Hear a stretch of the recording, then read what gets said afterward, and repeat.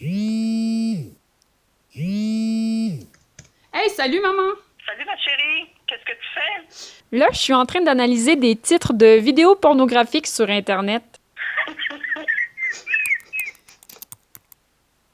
Aujourd'hui, on va parler d'un tabou, plus spécifiquement du tabou autour de la sexualité, quelles sont les conséquences qu'un tel tabou ait lieu et comment lever ce tabou. Mais d'abord, c'est quoi un tabou? C'est ce sur quoi on fait silence. C'est le fait de taire une ou des réalités pour ne pas susciter de malaise par peur ou par pudeur. Un tabou, ça peut donc être des sujets comme l'orgasme, la masturbation, l'homosexualité ou encore la pornographie.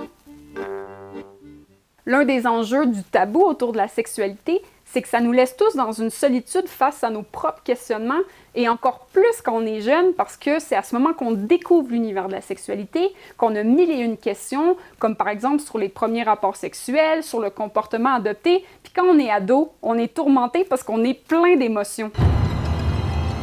L'autre enjeu, c'est que ça laisse toute la place à la pornographie gratuite sur Internet d'être la source principale d'éducation sexuelle pour les jeunes adolescents et adolescentes, et encore plus avec les smartphones.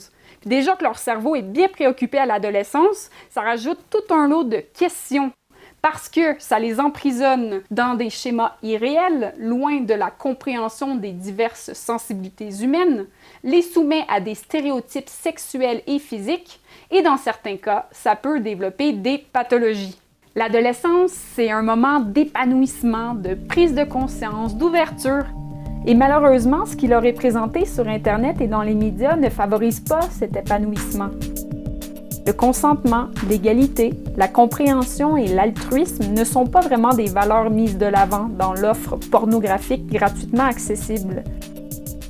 Et pourtant, ces valeurs sont fondamentales pour entretenir des relations sociales saines et pour vivre ensemble et faire société. Contradictoire, non? Plutôt que de passer tout ça sous silence, y aurait-il moyen d'ouvrir le dialogue avec les jeunes pour qu'ils puissent trouver plus facilement leurs repères? Toutes ces questions peuvent avoir des réponses grâce à la communication.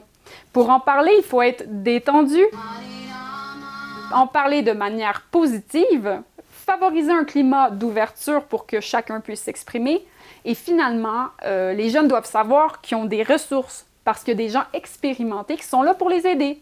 Dans le fond, lever les tabous, ça leur rendrait juste la vie plus simple. Et en plus, selon une étude menée à Montréal, il a été prouvé qu'il est plus facile pour les victimes d'agressions et d'harcèlement sexuel de dénoncer des comportements sexuels non désirés quand il y a un climat d'ouverture et de discussion. Mais qu'est-ce qu'on attend pour en parler?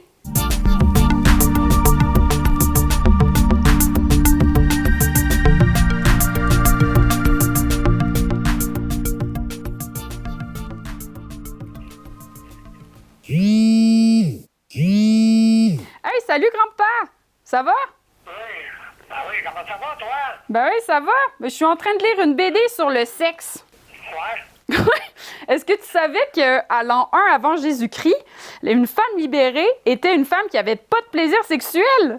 Ah, il semblait que la salée, je connaissais pas ça.